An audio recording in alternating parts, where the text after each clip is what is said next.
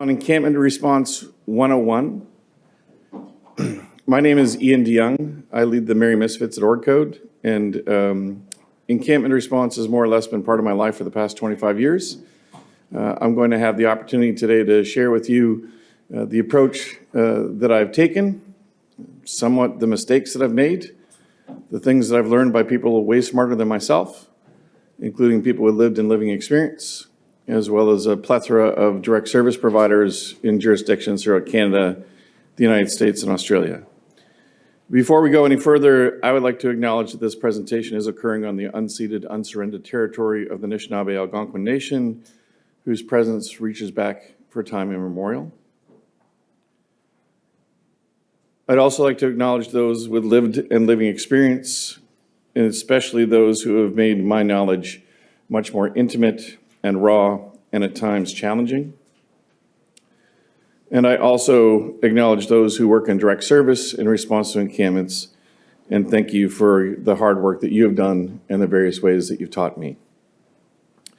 You will notice that there are several cameras going on in this room at the same time.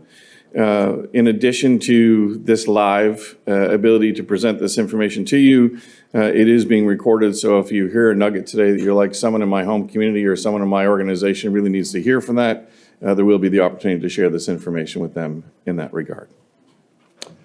After I get through the remarks that I want to share on encampment response, will also be a time for responding to questions and answers, and let you know that the two primary cameras that you'll see over here will be turned off for that, so you don't have to worry about being on camera asking your question, but the main conference camera will still be on. All right. So my core beliefs in responding to encampments have been framed through several decades of response.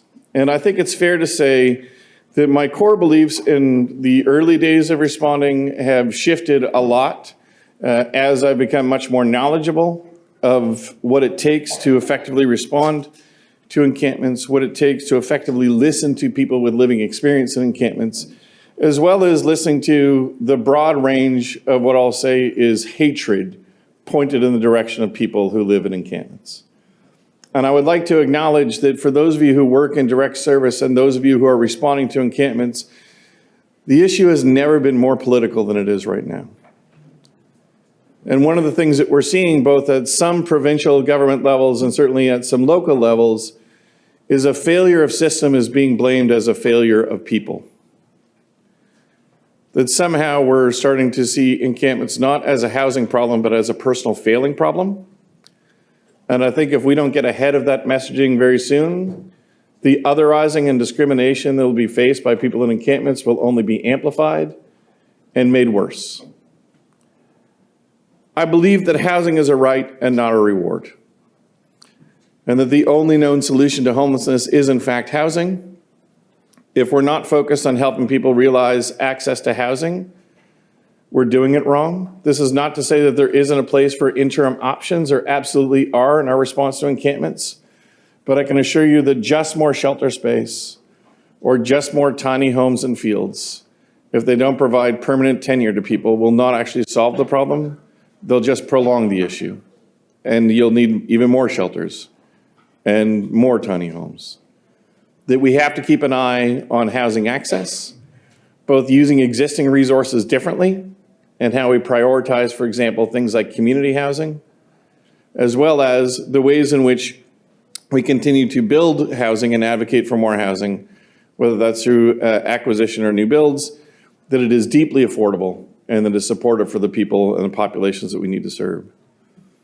I believe that people living in encampments do not surrender their rights, and that we need to acknowledge the rights of people who are there, starting with human rights, but also charter rights and the right to housing.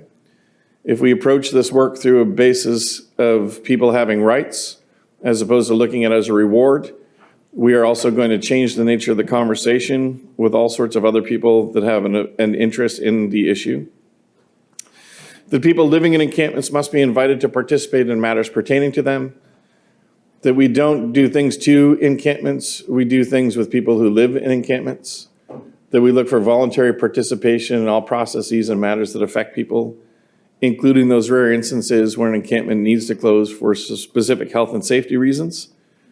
The responses have to be culturally appropriate for the various cultures and affected individual groups that are often found within encampments, and that we do have to consider all interested and affected parties, that we can't just blindly turn our eye to the fact that some of the people who are most critical, if they're not brought into the conversation, will never become educated. If they're never educated, they can never be allies.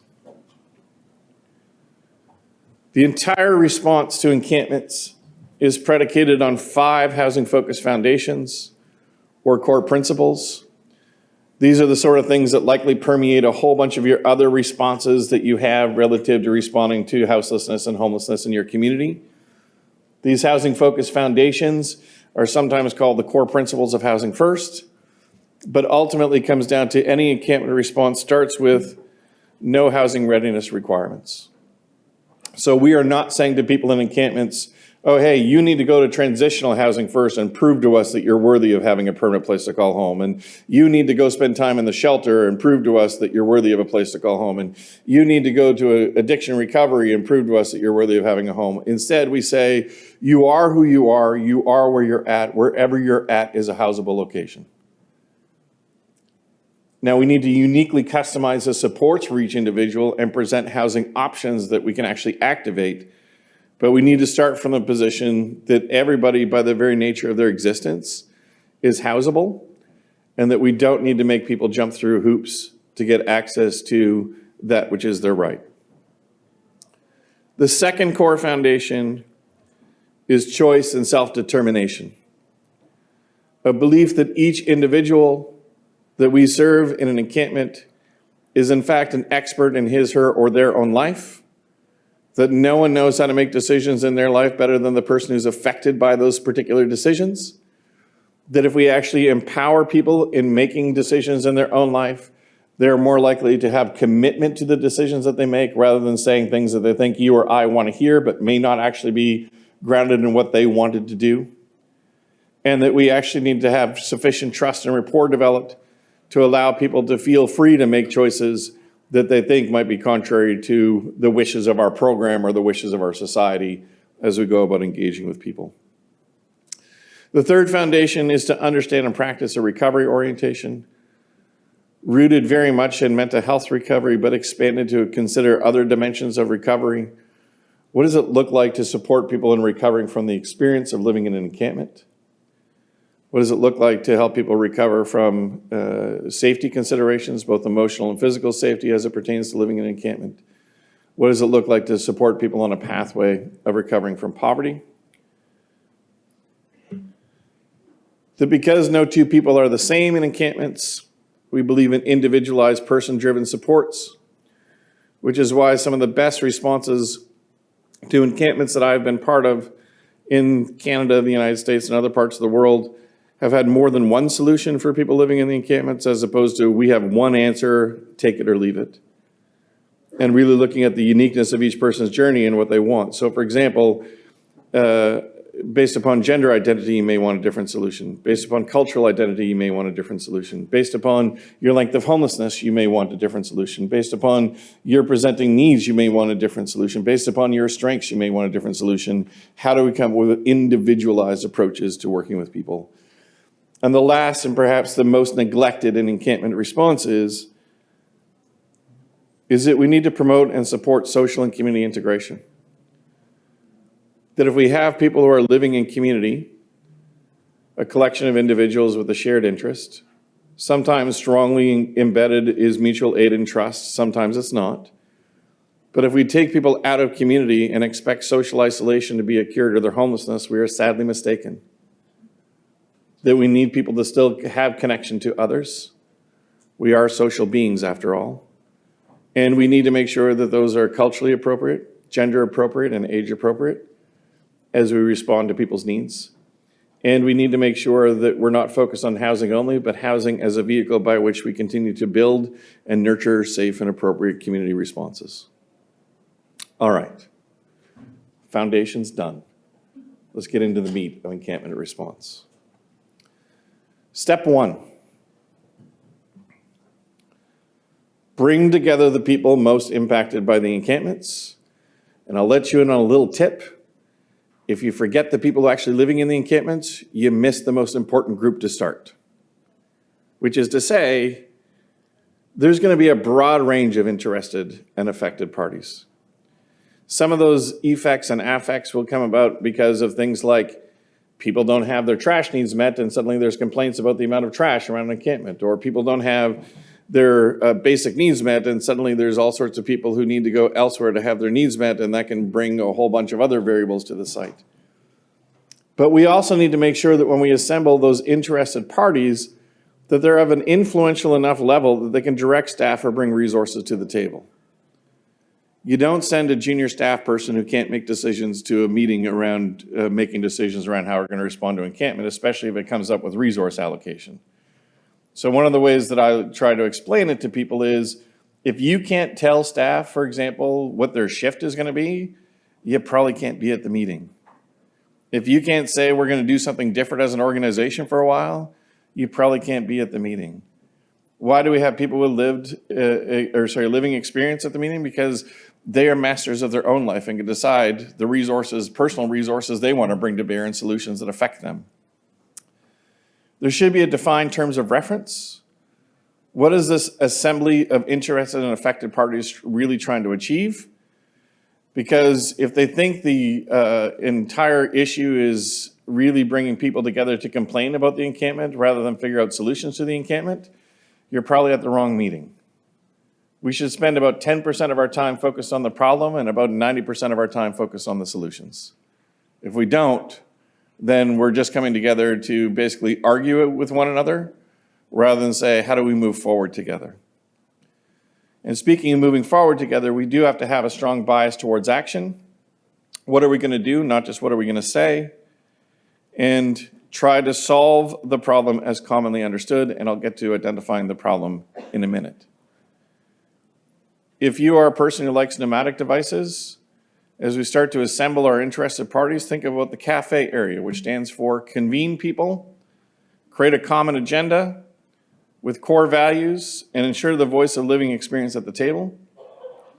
Advocate for appropriate government resources. Some of those will be local, regional, county level. Some of those will be provincial or territorial. Some of those might be federal or national in nature. Frame the issue as a housing problem, not a personal failing, which statistically you could easily prove. But the problem that we have so often with encampments is people actually engage in a causal fallacy and a heuristic fallacy. The behaviors that they see, they think is what caused people to live outside, rather than thinking that living outside actually might cause certain behaviors. Examine local legislation that governs the use of public spaces, especially if it's discriminatory in nature. Attend to the immediate basic needs, things like toilet, access to water, trash collection, harm reduction supplies. Respect the cultural and interpersonal dynamics at play in the encampment. Explore interim measures, including various types of accommodation while working on permanent solutions. And assess health and safety risks and work with encampment residents to mitigate while also assessing the unique strengths and needs of each person. So we really have two primary responses or approaches we can take. So you might say, look, my community, and I know there's communities of different sizes and shapes and forms in this room. You might be, let's say, a smaller community where you only have one encampment, in which case any assembly of interested and affected parties is going to capture all encampments. Some larger communities, mid-sized to larger cities, often have more than one encampment, in which case you have to decide, are we meeting on an encampment by encampment basis, or are we trying to develop a community-wide approach to how we most effectively respond to encampments? There's pros and cons to each. But getting to a place where we have this assembled group of interested and affected parties begs the question, whose job it is to assemble this group? In my experience throughout our country, if you don't, the police will. And when the police do it, it's through a lens of law enforcement because that's their mandate. Their mandate and mission is different than a service provider who engages in like street outreach or sheltering or day services or meeting the most basic human needs of people. It's a different orientation.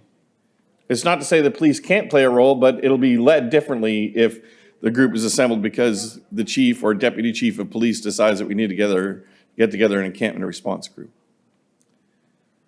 It is generally done better when there's a defined leader with authority, which often comes from a municipal council, whether that's at a regional level or a local level, who's empowered to convene others and figure out who those others are that should be included, to gather information, which means that we need to have good releases of information if we're going to discuss like locations and specific people in encampments, that this person needs to be able to direct resource at least some degree, or at least have enough influence so that others will bring their resource to the table, and make decisions on addressing risks.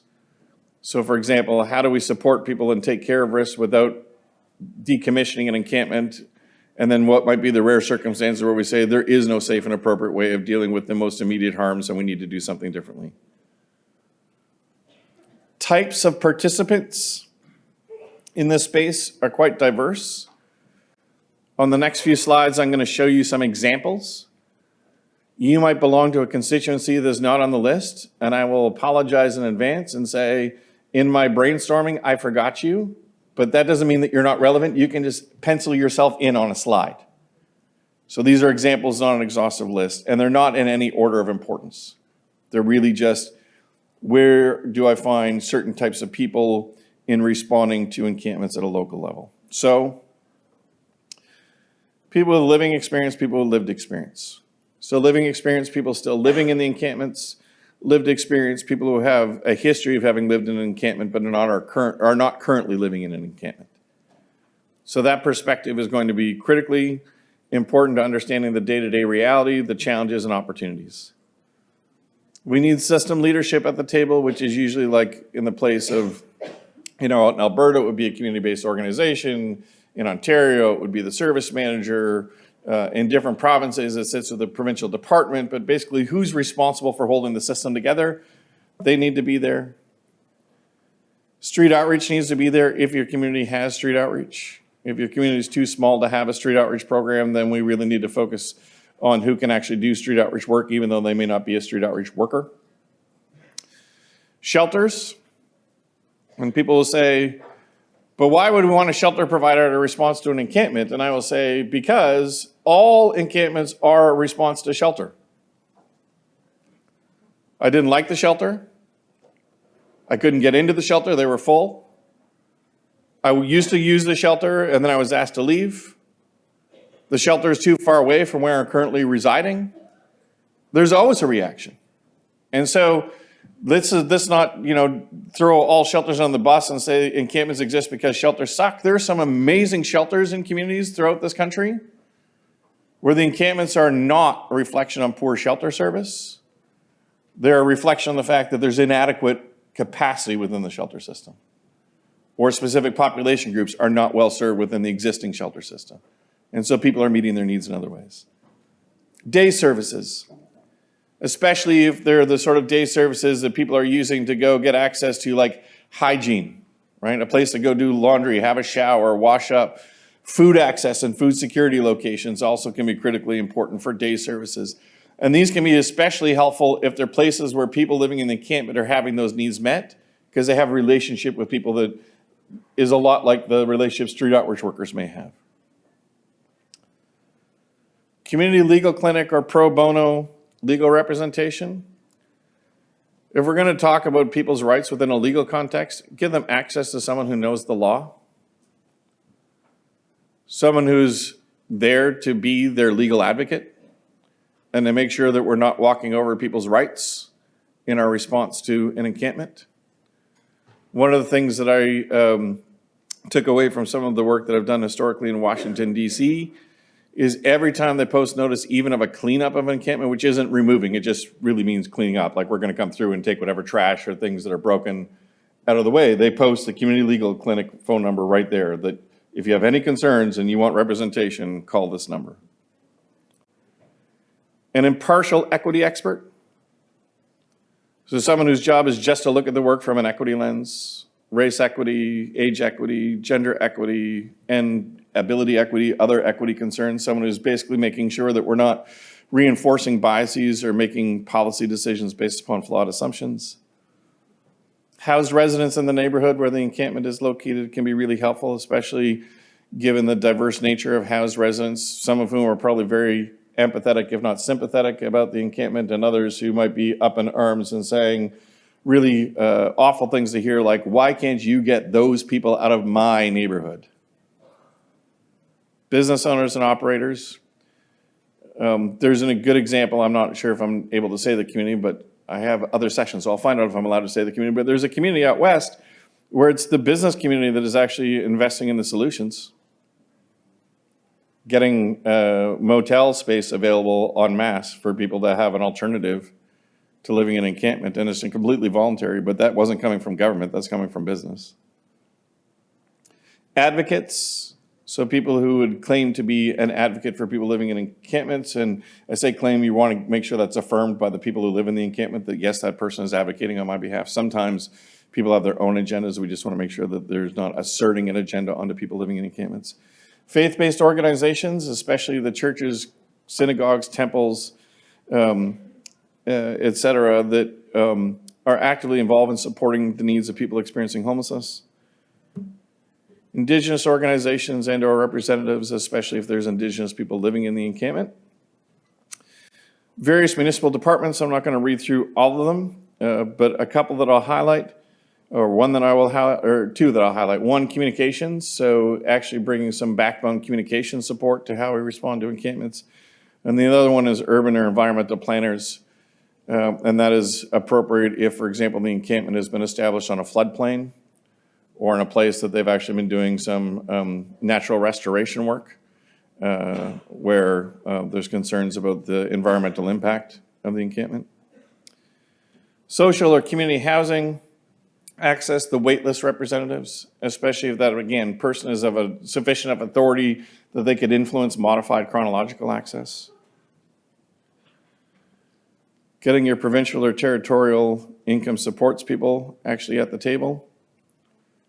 Veteran serving organizations if there's veterans present, youth serving organizations if there's youth present, refugee, immigrant, newcomer, asylum seeker organizations if any of those entities are present, mental health supports, addiction and or harm reduction workers, cultural leaders, animal welfare or animal support organizations, street health organizations, philanthropy, coordinated access representative, and we could even have more, but we'll see.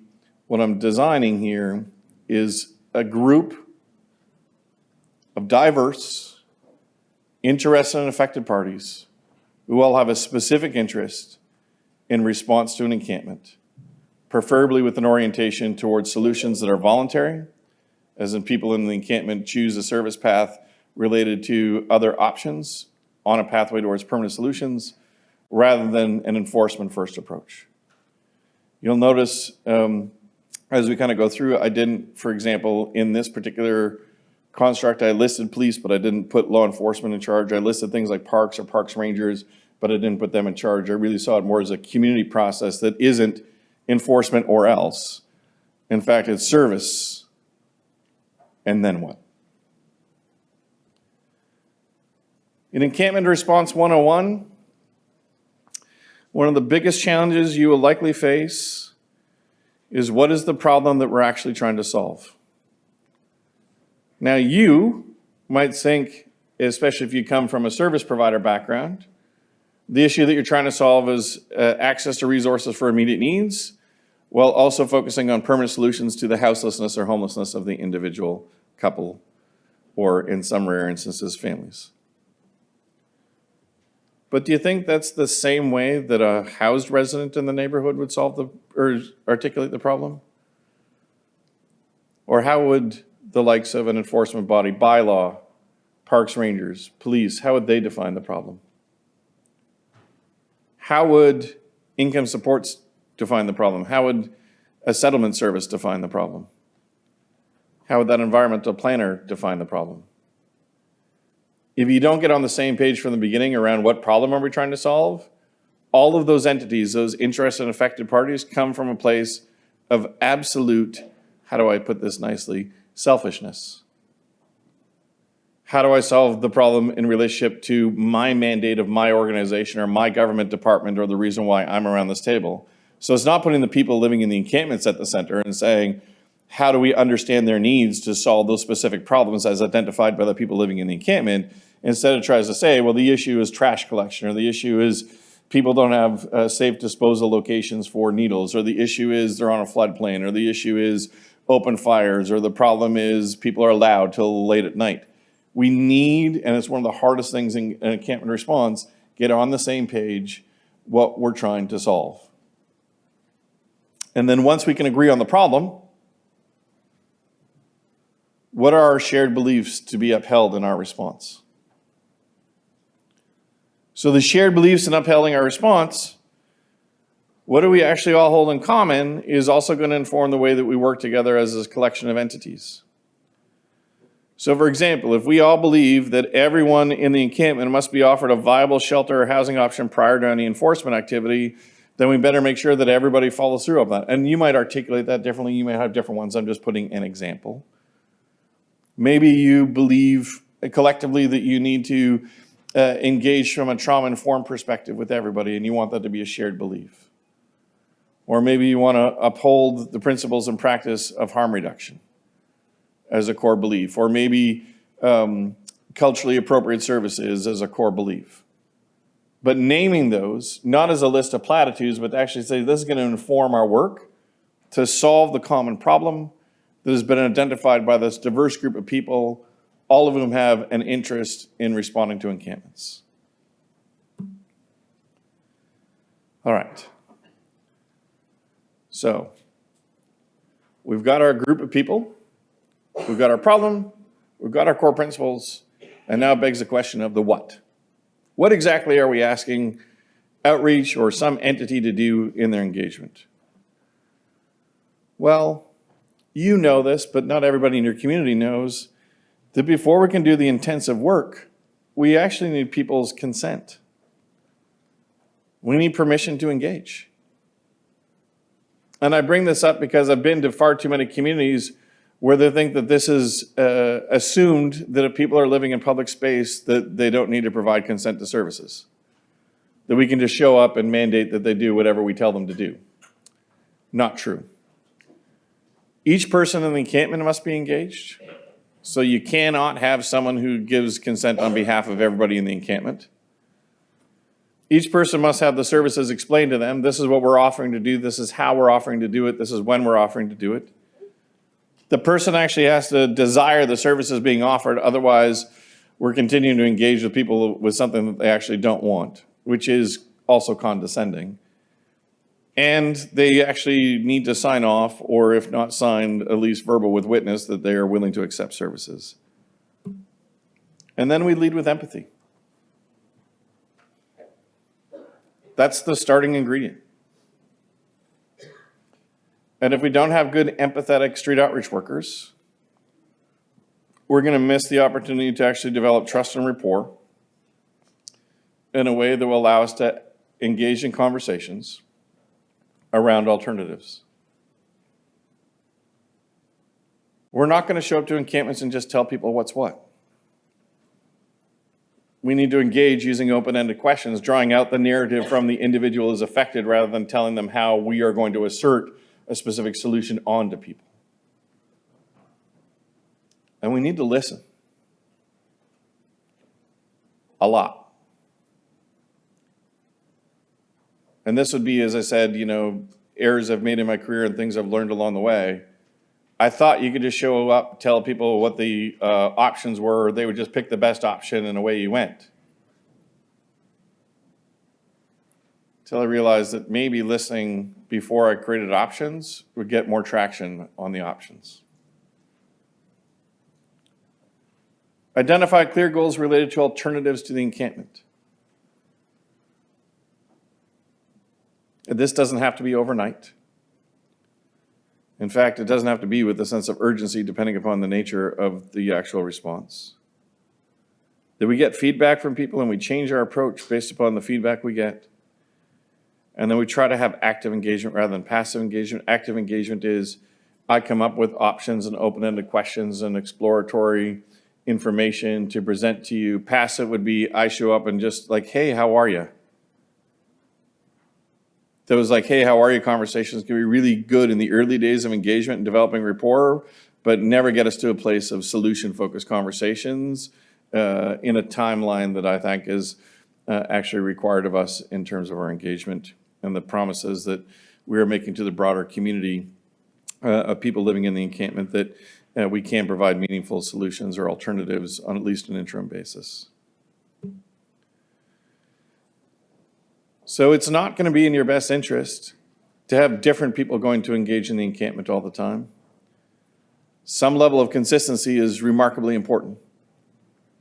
So that I know when Iain shows up, I know who Iain is. Iain's been here before. I've talked to Iain, not today it's Iain, tomorrow it's Trevor, the next day it's Marie, the day after that is Jerome, the day after that is Lucy. I don't know who all those people are. Consistency can also come with having community leadership. And one of the other big challenges in encampment responses is, and I mean this nicely, but the charitable do-gooders who don't know that a professional service response exists. And so they get together with their student group and they say, we are just going to go, and they're going to say it in really derogatory terms, right? They're going to say something like this. We're going to go help the homeless. And then they're going to plaster it all over Facebook and Instagram. Right? That is not the sort of consistency we're looking for in a professional service response to engage with people. Transparency. What's your objective in engaging? Really important. Listening, as we talked about, meeting immediate needs while also focusing on interim and longer term solutions. And you might say, but there's no housing solutions in my community. And you could feel that that's absolutely true. And I'll bet you that economically poor people are still moving on a regular basis. Every community that's said to me in this country, but there's no housing, I say, let's run, like in Ontario, it would be the Ontario Works. Let's actually run Ontario Works by address and see how many people on Ontario Works have moved in the last year. And have actually moved from one permanent address to another permanent address. There's lots of people moving. We just have to understand how they're moving. So to set off the chain of events that will make this work, we need to have impactful engagement. So we need to have the really good, professional, trained, engaged street outreach workers who might also be teamed up with peer support. So might also be in a position where they're engaged with other people in other parts of the system who can offer resources, but we need to have some sort of impact. We're not engaging for the sake of engaging. We're engaging to try and explore what the future could look like differently. That impactful engagement has to get to a place where we focus on what's the reason why I'm coming to your encampment. So maybe it's I'm coming to bring access to immediate resources like clothing, and I want to make sure that you are on our by names data set so that we can make sure you're on a pathway to housing. Or I want to make sure we get that application done for rent geared income housing. Or I want to introduce you to one of the people at the new shelter that they're just opening. It's Overflow. It's a different program model. They wanted to come and introduce what they have to offer if you're at all interested. These are the sort of things that we need to do in impactful engagement and focusing, which should lead to a place where we're trying to help the individual evoke from within a desire to change their current location. So we're not showing up and lecturing people and demanding that people move. We're trying to evoke from within, hey, of the options that you've presented to me, I like option D.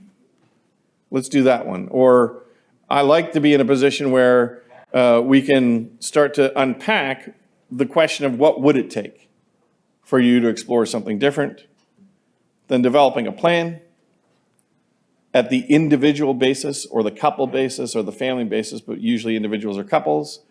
No two plans are exactly the same. Uniquely focusing on the strengths and needs of that person. Then we need someone to implement the plan. So we can't just have street outreach going back day after day after day without a plan. And they actually should be working with people to implement the plan. So things like if you didn't have your birth certificate, we're implementing the part of the plan that gets your birth certificate replaced. Amending that plan when it doesn't work, as opposed to giving up on the plan and saying it will never work. And then getting to a place where we realize results. This first part is all about the relationship foundation and why we need highly trained people to do that initial engagement, to develop that trust and rapport and to set forth into motion an exchange of information and ideas relative to co-creating solutions. We need to make sure staff are really well trained in how to practice motivational interviewing and know that it's not about showing up and trying to apply Jedi mind tricks with people. And we need a focus on sustained action.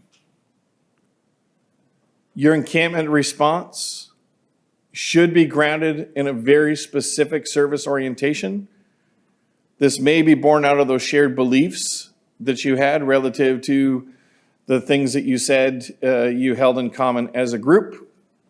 So some aspects of the service orientation you might ask more. Our response to encampments will be culturally appropriate and safe. It'll be trauma-informed. It'll be motivational. It'll promote wellness, which I'll just give you a little pro tip for anybody who's running up into brick walls when you say harm reduction in your community now and it's seen as a dirty phrase. Say that you're doing wellness promotion and people are like, see, I told you, that's great. You know what harm reduction is? Wellness promotion.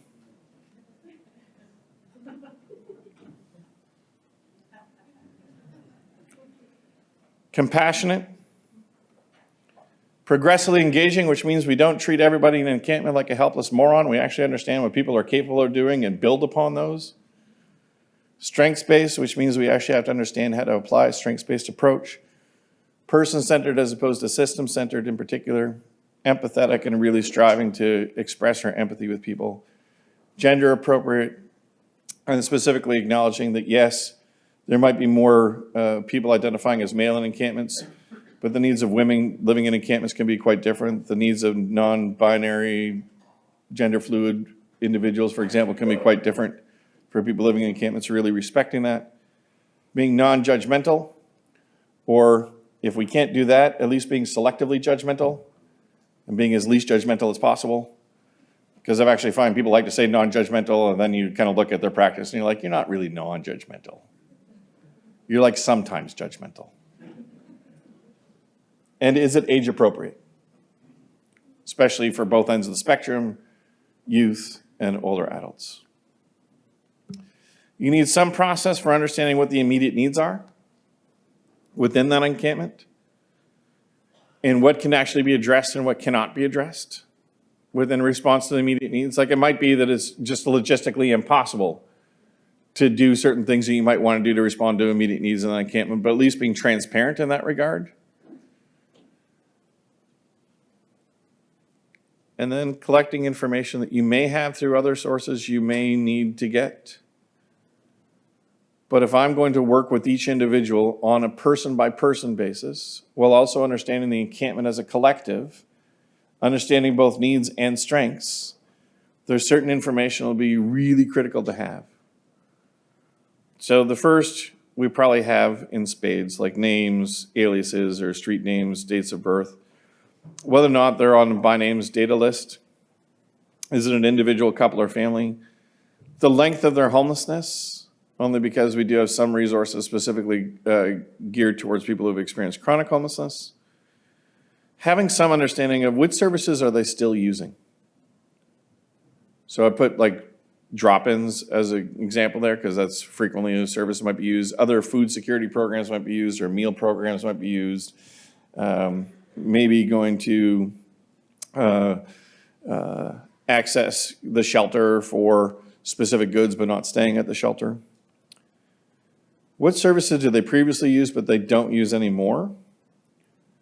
And this is where running your data against your shelter enrollments or shelter program enrollments can be really helpful. So you get a sense of, are the people in this encampment previous shelter users or people that couldn't even get into the shelter? And if they're previous shelter users, what was the reason why they're not there anymore? And if they've never used shelter, why haven't they tried shelter? And again, there could be all sorts of reasons for that, from stuff that is absolutely legit to stuff that was just, well, I heard it was such and such, and it was actually an uninformed opinion. What is their income source or source is, total income amount, identification by type of identification, especially if ID is required where you live to get access to housing. Is there any sort of abuse that we want to bring additional resources to the table? So that might be like another service provider, or domestic and intimate partner violence or dating violence resource. whether or not they're interested in working with any service agency to explore housing options. And if we can make it of their choosing, if we can say, yeah, we might have 1 or 2 outreach teams, but we have like 4 or 5 different options for exploring housing pathways, even better. Whether or not they will be interested in accepting any shelter options or under what conditions they might accept a shelter option. What are the immediate barriers that need to be addressed? So things like they don't have ID. Do they have a pet and or service animal? And some sort of description of their location, because if you haven't worked with encampments, these can change as tents break down, and just staying up to date. Oh, see, I used to think the red tent was Tom's tent, but now the blue tent is Tom's tent, right? Just kind of keeping up with who's where. And the approach needs to be individualized. While encampments can take on an identity as a collection, we need to look at it at the person-by-person basis. We need to prioritize actions at the program participant level relative to accessing housing and interim solutions. We need to make sure strengths are understood, and it can be helpful to focus on a smaller number of things rather than a longer number of things. You do not need their life plan. You need their most immediate need and service needs plan. And if the sort of goal that people want to share is long past the horizon of when you would be providing assistance in their life, then also being clear and transparent. Example, if you have aspirations of being a homeowner, I'm not going to say you can't be a homeowner. I'm just going to say for the amount of time that I'm working with you, my expertise is not in homeownership. And then we're going to get our nerd on. Because the data is going to be critically important to you making informed decisions that are defensible relative to the response of the people living outside. So the first thing we do is cross-reference. Are they part of our by name data for coordinated access? And if they aren't, do they want to be?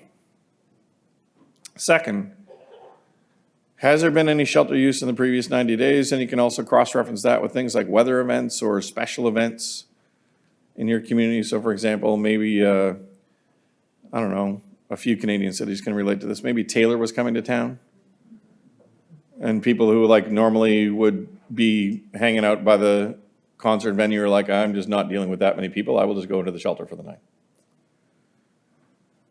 Street outreach cases and contacts in the prior 90 days, are these individuals that are already known to street outreach? And I would say my experience tells me the majority of the time that's true, except for there's usually a small percentage of people that were not well known. Small percentage. And then the last part, which again, I want to be sensitive to shelter operators in the room, because there can be legitimate reasons why someone was told that they couldn't stay in the shelter. But to understand, are people in encampments because they have no place that will accept them in the community? In which case we can feed that information back to elected officials and say, the issue isn't that people won't go to shelter, the issue is they're not permitted at any of our shelters. In which case we're gonna have to come up with solutions that are different than seeing shelter as the pathway, or we're gonna have to work with shelter providers and say, is there something we can different, or we're gonna have to look at lower barrier shelter options, but we can't just say, well, the fault is that they won't go to shelter if you're not actually allowed to go to shelter. Then from the by names data, to break it down, so usually we think of it as low, moderate, or medium, or higher needs, sometimes called acuity, and then we break that down, usually individual adults, unaccompanied youth, couples without dependents with them, and families. But we actually have to do a better job of focusing that data and filtering it. So for example, if I said, here's our data related to adults, low, medium, and high, that are in an encampment in our community, this active number, 37, is a subset of that 46. So we might just start with 46 different adults in the encampment that we are engaged with, which were determined to be higher needs, of which 37 are still active. Maybe we know where the other 9 went, maybe we don't. Some might be hospitalized, some might be incarcerated, but they're not active. 24 of that 37 has or is working on their documentation that is required to move into housing. and 8 actually have all of the paperwork done where they're imminently housable. In other words, if we could come up with a housing solution today, they could move in. There's no barrier. What's an easier number to work with as a community, 46 or 8? Okay, hint, 8. And we could probably get around a table, invite all 8 people to come, one at a time, and have a conversation around what to do. And that table, that could be a folding table at the place of the encampment. And then we're brainstorming with people, as opposed to just showing up and presenting options to people. And then thinking about what do we actually have in our community? So do we have access to community or social housing without case management supports? Because for some low need people or lower acuity people, that would be entirely appropriate. But you probably need to modify your chronological access to get access to those units to be able to respond to those needs specifically in the community. Independent living in private with or without subsidy. Medium critical time intervention, rapid rehousing, recovery-oriented housing focus, intensive case management, and high needs folks, site-specific supportive housing, recovery-oriented housing focus, asserted community treatment, recovery-oriented housing focus, intensive case management, or, and I'm just going to put it up there, even though it's not always popular, institutional care. Like, for example, maybe if someone is living with a really significant brain injury, that they would be better served in a brain injury-specific house rather than a other form of supportive housing. If you have interim housing, it would be suitable for consideration for this group. If you have forms of transitional or bridge housing, it would be suitable for the last group. In your encampment response, you want to have a robust communication strategy. The first part is a fairly obvious one, which is internal. Who's responsible for making sure all those interested and affected parties are in the loop all the time? So that's really important. We don't want people to be out of step, and we want to make sure if someone gets new information that's passed along. We need to communicate well with the people actually living in the encampment. Nothing about us without us, so let's be transparent in what information we have, what purpose is that, if there is going to be closure for any reason, and making sure that the enforcement bodies and the service bodies are separated in that, but that it's still clearly documented and communicated that there will be a closure. Here's the reasons why. Here's your recourse, like here's the community legal clinic. And if you are going to close, and if you have to close, and I don't want there to be closures unless we absolutely have to, but if you do, make sure that you are transparent in what's the legal reason. What was your justification? The next part most communities fail and suck at.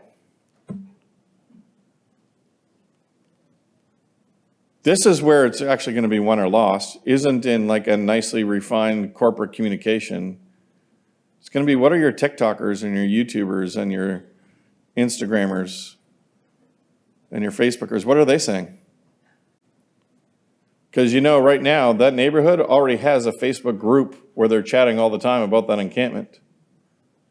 Or someone has already created little TikTok videos, some with the empathetic or sympathetic bent, some with the look at what's happening to society bent. They're already there. And as I've continued to learn in recent years more than any others, you want to hire someone in their early 20s to take care of your social media strategy, not thinking that if like in your 50s you can figure it out because you've seen the YouTubes once and you're pretty sure you've figured out how it works.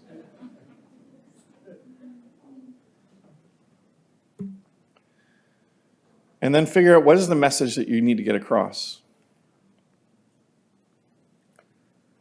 So in so many encampment responses, communities have been trying to explain how the community response will help people living in the encampment. And I'm not saying that's bad, but I'll also acknowledge that the public has moved from sympathy to annoyance to anger to being apoplectic about encampments.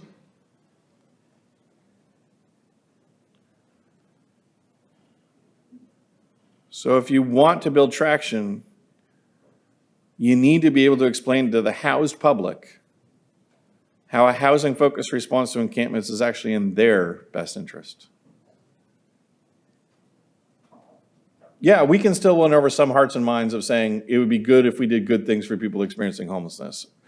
it might be good if we say, and this is like how much people's health improves or how they decrease like emergency responses or that sort of stuff.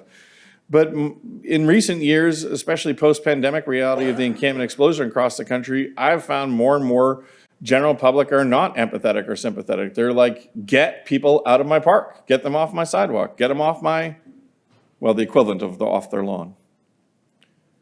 And so if we can't explain, here's why taking a little bit longer and focusing on a permanent solution is going to be way better than just sweeping people out of a park. Or when they say, well, I thought there was bylaws, I thought this was already against the rules. And I'm saying, yeah, but you know what else is like really against the rules? People dying because they have no place to live. We also need to look at where are the blocks and barriers in other parts of the system. So often your encampment response 101 is now going to become a system examination to look at 4 main areas. The first is street outreach. Do they have capacity?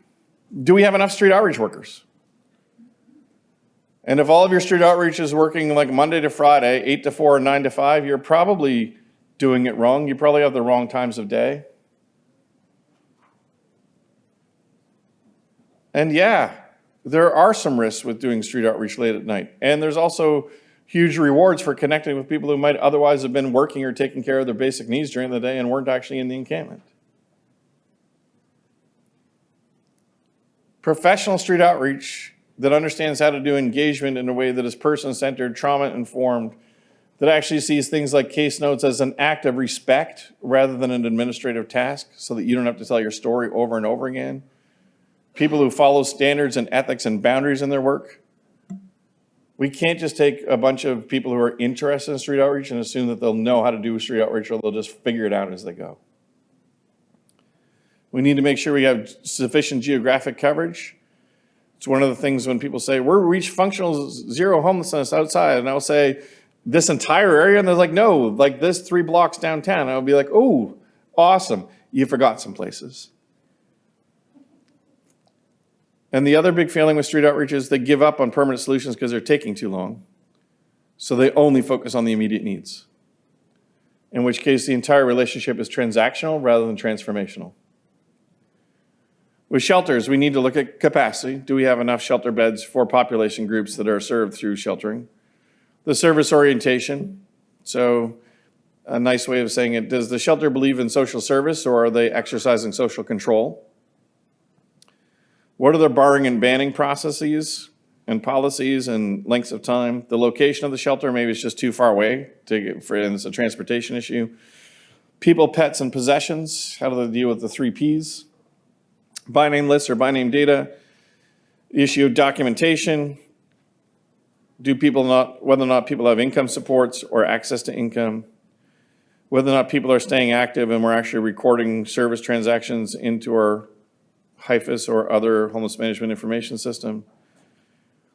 If the prioritization for the by names data is completely off from the priorities of encampments, now you don't want to just say anybody living in an encampment goes to the top, or you'll have a bunch of people who leave shelters to go outside thinking that they'll get housed faster.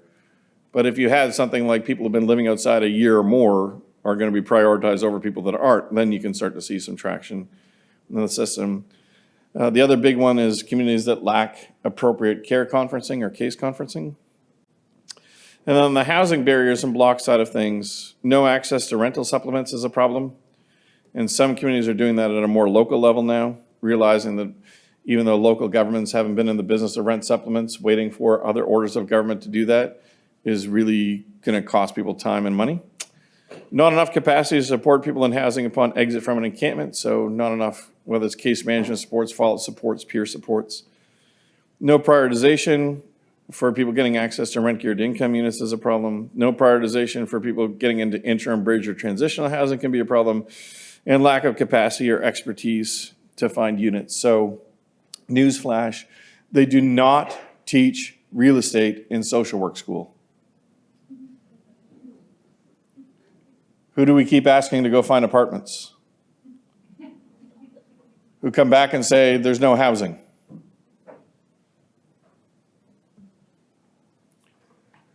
Assessing health and safety. Now, I think assessing health and safety when we have this interested and affected party with some core principles or beliefs that hold us all together is a lot better than assessing health and safety that comes from enforcement bodies that is done exclusively through the guise of what can be our rationale for closing this encampment. The health and safety assessment has to start with how can we support people to be healthier and more safe, not start from a position of we have to close this down. And to be clear on that, having it come through the direction of the leadership team, as opposed to having some of these entities go off and do their own, is what you want as a community response in encampments. So that they, fire, paramedics, police, bylaw, public health, environmental planners, potentially others, come back to the leadership group and say, this is our health and safety report, this is how we can mitigate it, this is what we can't do to mitigate it, as opposed to someone from, let's say, fire saying, we have a strict policy against open fires, we need to shut this down immediately. So mitigating risk is number one, and whenever we can reach resolution without needing to immediately close the encampment, that's best, unless there are safe and appropriate options for people to go and there is no other choice. And what might be some examples of accelerated or even more immediate closures? Things like serious health concerns. So San Diego is one of the communities I work with. They've had huge issues with hepatitis spread within encampments. And then people getting really sick and some people dying as a result of hepatitis. Illegal activities deemed serious. So when gangs start to take over encampments or start forcing people in encampments to do things in return for safety, or human trafficking would be another one that I think most of us could agree there's no place for that at an encampment. Destruction of public infrastructure. So for example, risking stabilization of a bridge. So that happened in Ohio a few years back, where people living underneath the bridge had propane cylinders that got lit on fire that destroyed the bridge, like several $1 million worth of damage. Or destruction of private property, things like burning a wooden fence that borders on public space.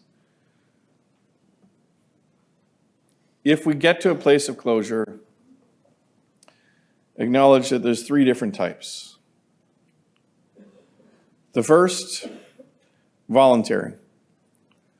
Because everyone moved to shelter, everybody moved to housing. And voluntary takes the longest. But in some of the communities we've worked with in this country, even though it might take 6-8 months, going from 100 people sleeping in an encampment to all but 2 people actually accepting services is huge and possible.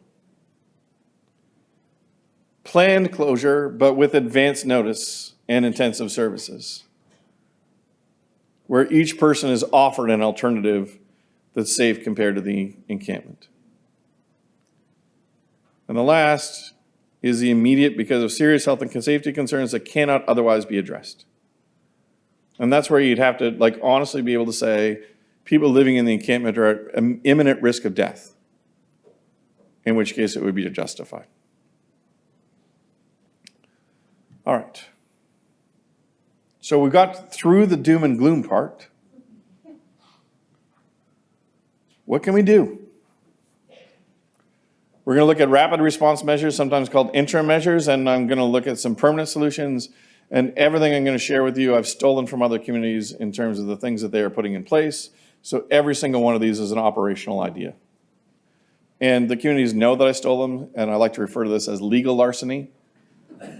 But some of them I've agreed not to out where they are because they don't want to deal with, well, a bunch of well-intentioned people like you calling them all at once after a conference session. So the first thing that I say usually to elected officials is if you put every single one of your resources into a rapid response measure without focusing on permanent solutions at the same time, you're screwed. Like I've had communities say, we bought a motel. Awesome. And what do you do when all the rooms in the motel are full? What? We bought a motel. Yes. You did buy a motel. We have a beautiful field full of pallet shelters. Right? Beautiful white shacks. Where are people moving to from there? What? We spent like $50,000 per shack. Imagine how many rent supplements you could have got for $50,000. So one idea that's being used in some communities is motel redirect for people newly experiencing homelessness. So as far as I know, this hasn't been evaluated, so I don't know if it's a good idea or a bad idea. It's just a rapid response measure that says, for people who, especially if your data shows that most people newly coming into homelessness only experience it for a short period of time and then exit the system, if that is still happening in your community, it might make complete sense to say, we're going to actually start with a motel stay, not start in a congregate environment if you have like dormitory style shelters in your community. Another example is dedicated motel space for closure. So one of the communities that we're working as part of the encampment response is Los Angeles. And part of the Pathway to Home project is having access to motels. Now, to be clear, the part that we're involved with is how to support people in the motels, not how to get them into motels. But still, part of their overall service delivery package is to say, there's nobody in the encampment who won't be offered a motel as an alternative if we have to close our encampment. So there's never anybody who's like, we have no option for you.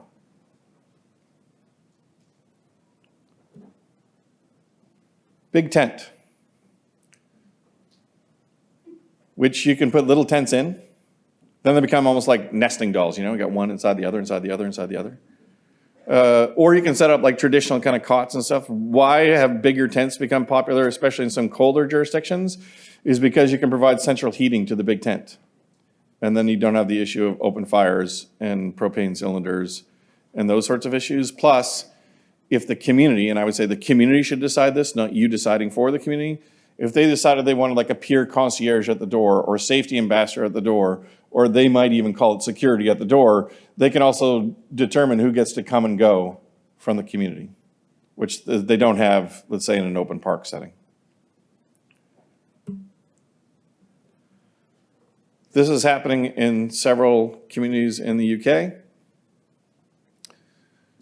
where they're essentially saying, we have opened up some warehouses or rented some warehouses, and people can set up tiny houses or their tents inside the warehouse.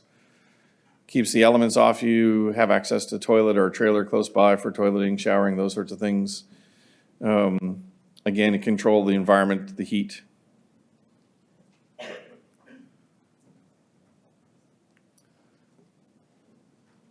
Sprung structures, or if you're trying to show off with your friends, advanced tension membrane modular buildings, or the ATMMB.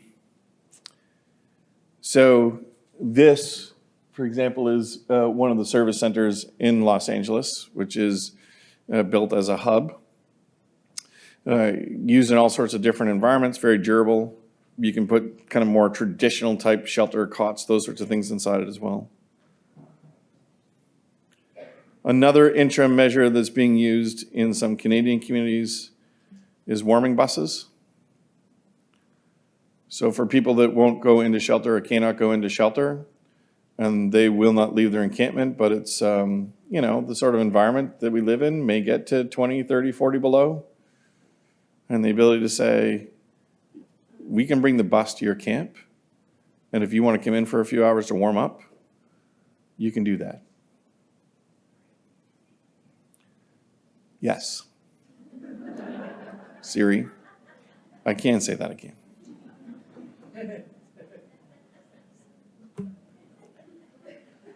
Sleeping bus. So there's some communities now that have started retrofitting buses because they found that trying to site shelters was confronting with too much NIMBYism. So rather than fight the neighbors to put in a new shelter, they're retrofitting buses. And some of them you can get like 12 individuals on at a time, and you can just drive the bus around all night. Great for the environment, if it's electric.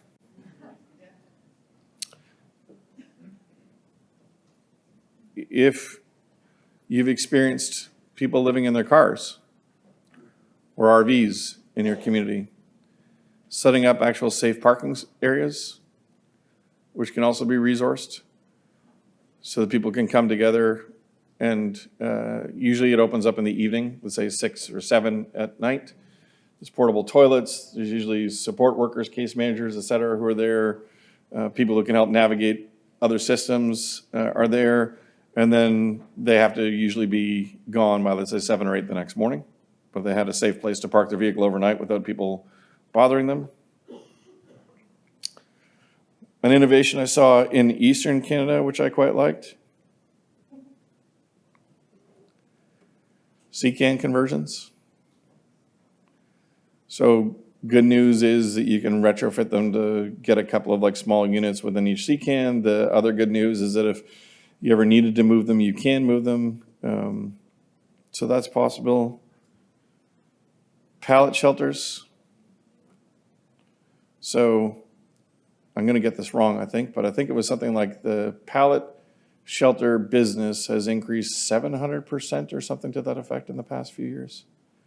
They're booming. People see these as a solution, and they could be part of your interim response, especially for people who otherwise wouldn't go to communal sort of shelter environments or dormitory style.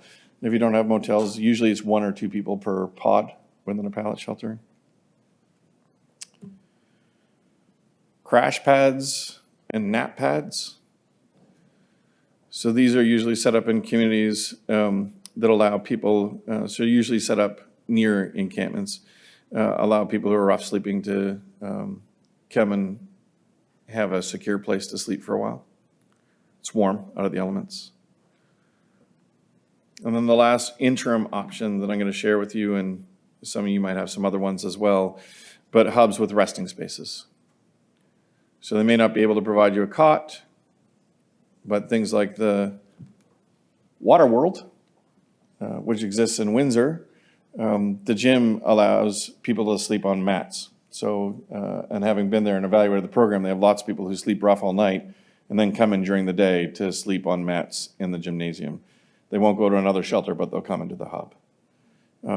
Or other places with comfortable chairs that, again, might allow you to come in and sit in a comfortable chair. You can sleep in the comfortable chair.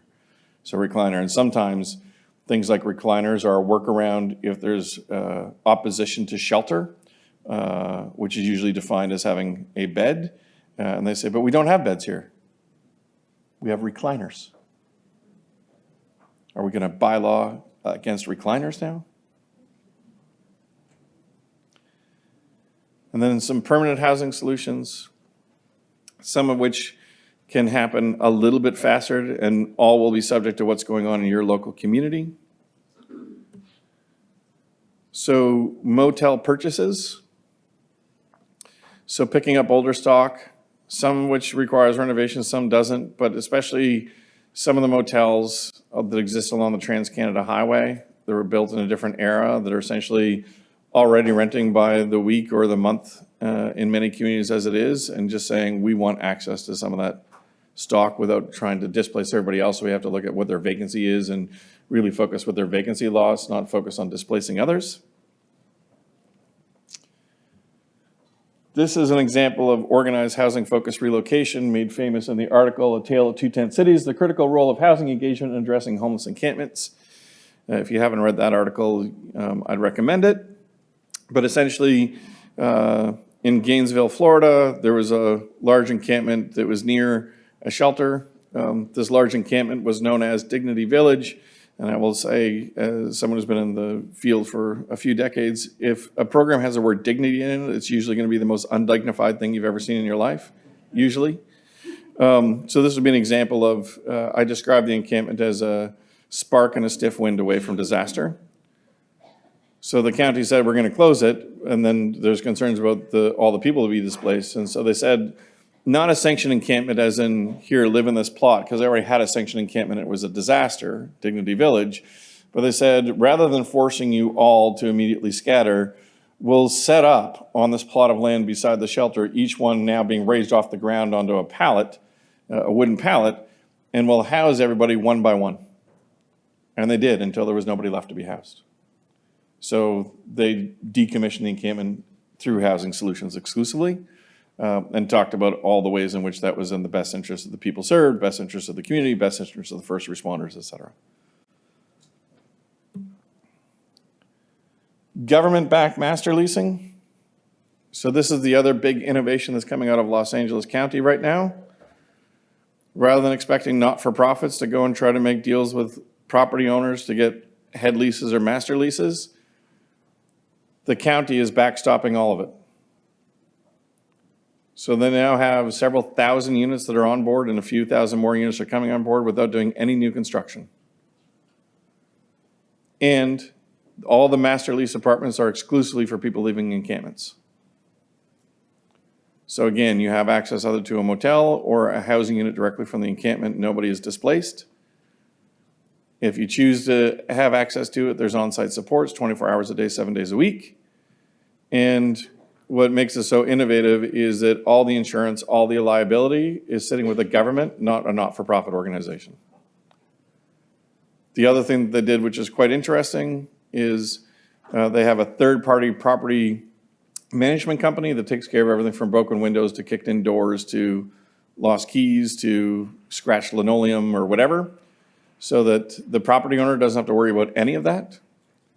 And each agreement is for 5 to 10 years, which means the building returns back to its original residential use after 5 to 10 years. So it's technically transitional, but think of it as I got 5 years to figure out where you want to live permanently, as opposed to I have 2 years or 4 years or whatever. I have 5 to 10 years to figure out what's next. Seems to be working well. Depending upon where you live in the country, trailer parks. So there are places like in Michigan, Grand Rapids, where some not-for-profits have now entered into buying trailer parks and using them exclusively for people that had experienced homelessness.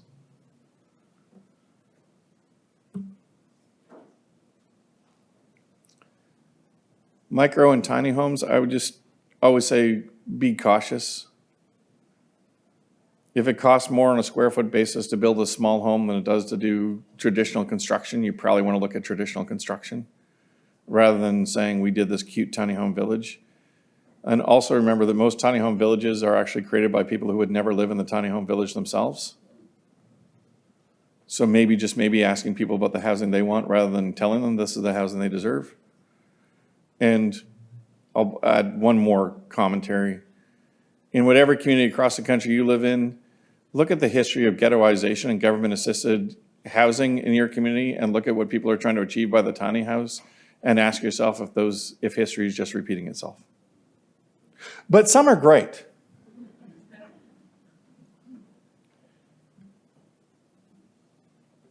Two more, modular housing, which still continues, at least on paper, to be faster than other construction. The thing that seems to gum up modular construction is, again, NIMBYism, not the actual construction method itself. And the last one that seems to be gaining traction in permanent solutions is looking at all the different ways we can do shared housing. I am not asking for a show of hands, but I can read your eyeballs. I'll bet that some of you have had a roommate in your life. For some of you, you're married to that person. In which case you did it on purpose and potentially forever. But a lot of us at different times in our life when we were economically poor have had roommates. Like I think of, when I first got out of university, I didn't have enough money to have a place on my own. I live with some upstanding people that I never talk to anymore. Probably because we live together. And last, beware. Sanctioned encampments. Some communities think will be the answer. There's no legal mechanism to force people to use a sanctioned encampment. Now, there's legal mechanisms to say you can't sleep somewhere else, but I can't actually pick you up and force you to go live somewhere you don't want to live. It's not incarceration. And you can expend tons of political capital and social capital getting a sanctioned encampment going, and then you still have someone living on a sidewalk or in a park or down by a river valley, and then the media, social media or mainstream media or elected officials will say, but we gave you a sanctioned encampment. How come I'm still seeing people by the river? Because I have no ability to force them to go to the encampment. well, then you better be able to sell the sanctioned encampment better. And I'd be like, there's reasons some people don't want to live around other human beings. 2, human rights and charter rights are not aspirational, they're real.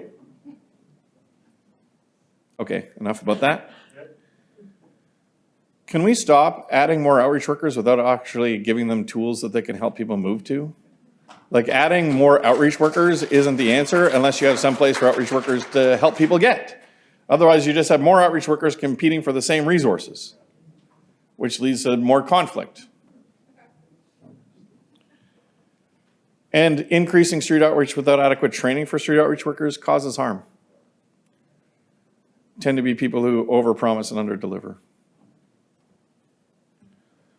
And lastly, before I take any questions, and there is a microphone in the back in the middle of the room for anybody who does have a question, closing encampments without adequate space for people to go just pushes most people to another location. It's also really expensive and is really traumatizing.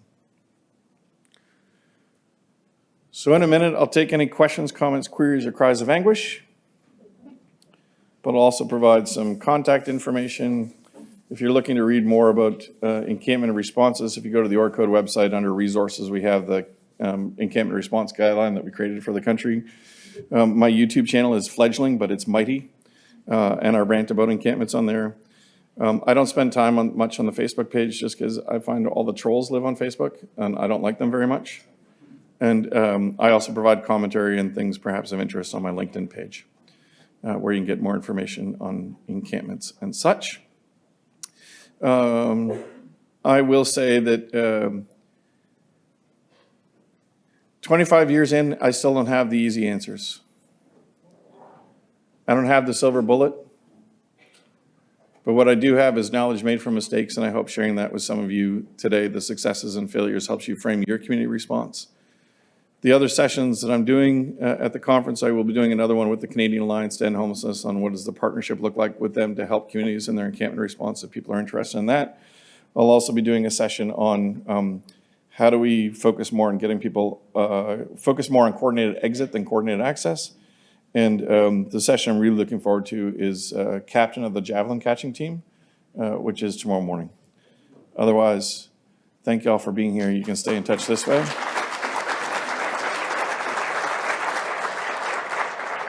And we're going to shut off the cameras. Zach, do you want to shut them down? And then we'll take question or comment from the middle of the room and just ask everybody to give them your attention. Ani, Michelle from Saskatchewan, Treaty 4, but I live here in Ottawa. This is the stupidest, because I live in Ottawa, comment to make or even suggestion. But I've been working on the streets as a legal street worker for many, many years. And I'm no longer doing that job. I got sick 2 years ago or whatnot. But homelessness hasn't changed any in 20 plus years. What has changed is the individualized way we talk about homelessness. We've got our homeless people and we've got our Indigenous homeless people, and I don't know what the difference is. We have our Black homeless people. I don't know the difference for that either. But I do know that I appreciate everything that you've said, but any work that we're doing on the ground, the government is coming in and destroying it. So we've got all these beautiful organizations running around, giving out tents, giving them out the what they need, the Band-Aids that they need to be able to survive, and living by the saying, the good Lord helps those who help themselves. And the government comes along and plays the Lord and takes away the help. And I find that very frustrating because I try to do fundraisers every year for the homeless to give them things that they deserve, brand spanking new.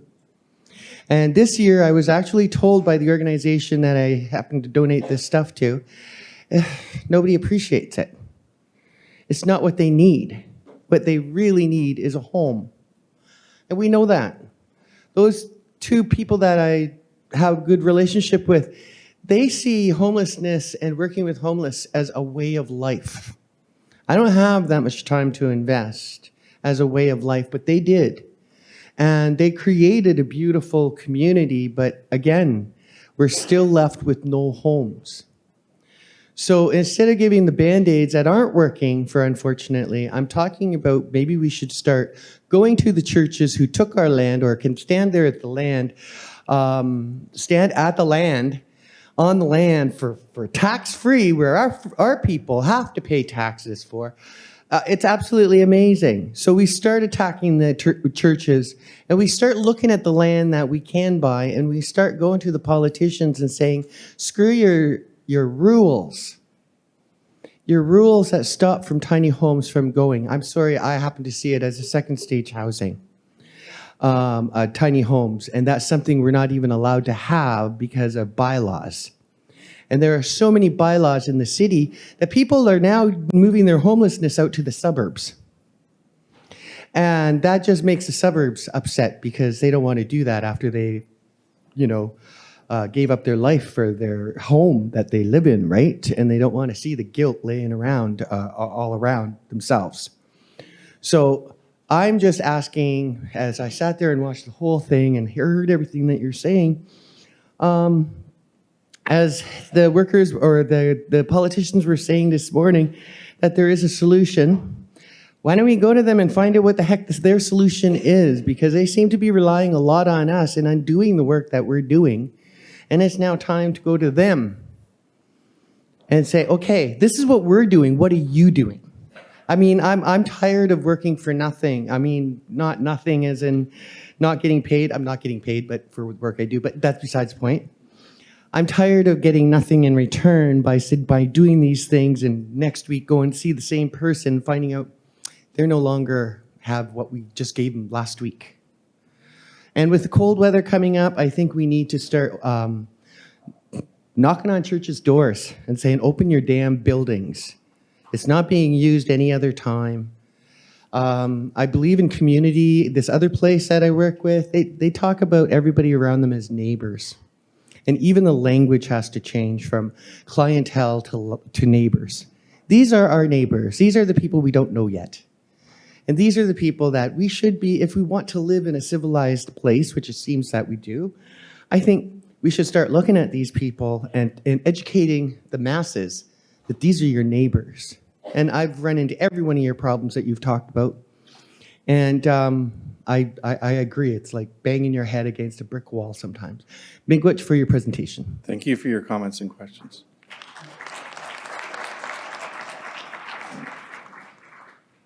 Any other comments or questions anybody would like to make? The microphone is yours. Thanks, Ian. It's on. Sorry, got to eat the mic. Not going to bend over. Hi, George Mitchell, privileged homeless person. Another term for you. I have been searching for what doesn't exist. I had a good conversation with Tim, and he basically said everything you're talking about doesn't exist. I want to thank you for your presentation. There were so much good stuff in there, and yet the place that I'm coming from is what's missing and what's not there. As a person of lived and living experience and expertise, tourism, classism, casteism, is a root cause. We had no presentations last year. We have no presentations this year. I've called you because I met you in 2017, and I don't think you've replied to my inquiries as, do you have a homeless person advising you in your own particular company? Yes, I have 24. Excellent, thank you. Are they able to speak to you in terms of actually solving the challenges? Because where I'm coming from has been an understanding of home ownership that ends homelessness, an economy that doesn't exist. And your presentation lacked the development that needed to happen beforehand from my perspective, where 80% of the effort needs to go into understanding the root cause and then sharing that knowledge to get to the common consensus. Like, your entire presentation seemed to be on a weak foundation without that aspect added in.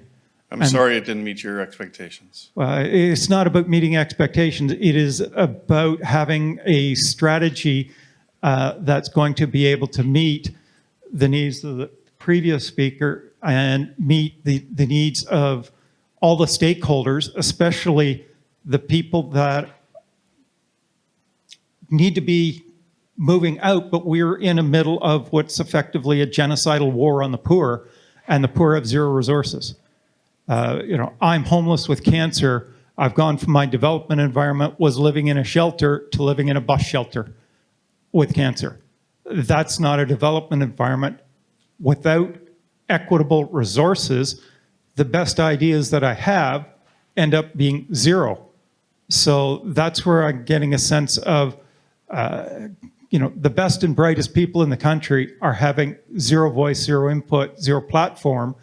And that's where I'm going. It's not about my expectation. It's about strategies and tools that are going to be able to evolve all that's needed.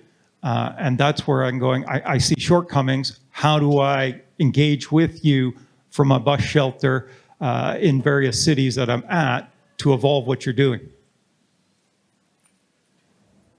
I don't think there's an easy answer to that. I think for many of us who rely upon the input of people who lived in living experience and expertise, we hear multiple points of view relative to how best to stay true. And then the other thing that I think needs to be acknowledged is that there are many other people who are involved in this work who don't lead with lived or living experience, who may have it as well. And so I think we are seeing a cross-section of input into it. We could probably talk a lot about the foundations and what we need to do with that, but in terms of gathering input and listening to people's experience, I think we are getting better and need to continue to stay committed to doing that. We are at the 11:30 mark. For those who didn't have a chance to answer their question, I will stay up here. For anybody who's neurodivergent, shy, or doesn't like to ask questions in public, I'll also stay up here for a little bit. For the rest of you, I think the next thing is heading to the lunch plenary, I think. Thank you.